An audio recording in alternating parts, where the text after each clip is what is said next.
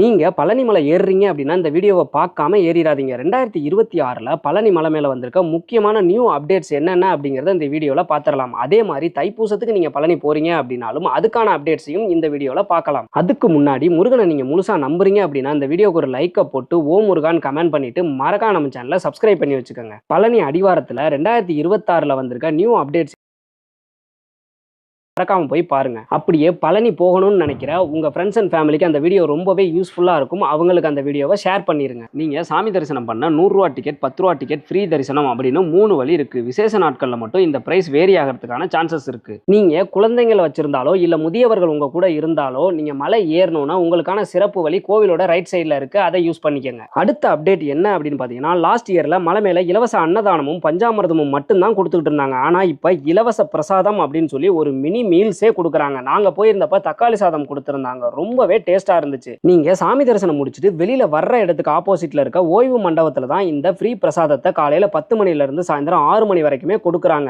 அதுக்கு பக்கத்திலேயே குழந்தைகளுக்கான இலவச பாலும் கொடுக்குறாங்க. நீங்க குழந்தைங்களோட வர்றீங்க அப்படின்னா இதை யூஸ் பண்ணிக்கங்க. அதுக்கு பக்கத்துல தான் அன்னதான மண்டபமும் இருக்கு. கொஞ்சம் வெயிட் பண்ணீங்க அப்படின்னா ஒரு சூப்பரான ஃபுல் மீல்ஸே நீங்க சாப்பிட முடியும். விஞ்சுக்கு டிக்கெட் எடுக்கிற இடம் அன்னதான மண்டபத்துக்கு பக்கத்துலயும் விஞ்சு ஏறுற இடம் கோவிலுக்கு ஆப்போசிட்லயும் இருக்கு. அதே மாதிரி நீங்க ரோப் காரை யூஸ் பண்ணணும் அப்படின்னு நினைச்சீங்கன்னா கோவிலுக்கு பின்னாடி ரைட் சைட்ல இருக்கு. நீங்க மலையில யாரையாச்சும் மிஸ் பண்ணிட்டீங்க அப்படின்னா கோவிலுக்கு முன்னாடி ரைட் சைட்ல இருக்க தங்கறதுக்கு பக்கத்துல இருக்க அறிவிப்பு நிலையத்துல அனௌன்ஸ்மெண்ட் பண்ண முடியும். நீங்க தைப்பூசத்துக்கு பழனிக்கு வர்றீங்க அப்படின்னா சிறப்பு தரிசனம் எதுவுமே இருக்காது. எல்லாமே ஃப்ரீ தரிசனம் தான். லாஸ்ட் இயர் ரோப் காரும் விஞ்சும் கூட ஃப்ரீயா தான் சர்வீஸ் பண்ணாங்க. ஆனா வயசானவங்களோ கை குழந்தைங்களை வச்சிருக்கவங்களோ தைப்பூசத்துக்கு பழனிக்கு வர்றதை தவிர்க்கிறது நல்லது. ஏன்னா லாஸ்ட் இயர் நாங்க சாமி தரிசனம் பார்க்க கிட்டத்தட்ட 9 மணி நேரம் ஆச்சு. நாங்க இந்த வருஷமும் பழனிக்கு 5 நாள் பாத யாத்திரையா போறோம். அதோட அப்டேட்ஸ் எல்லாத்தையும் நீங்க தெரிஞ்சுக்கணும்னு நினைச்சீங்கன்னா மறக்காம நம்ம சேனலை சப்ஸ்கிரைப் பண்ணி வச்சுக்கோங்க. பாய்.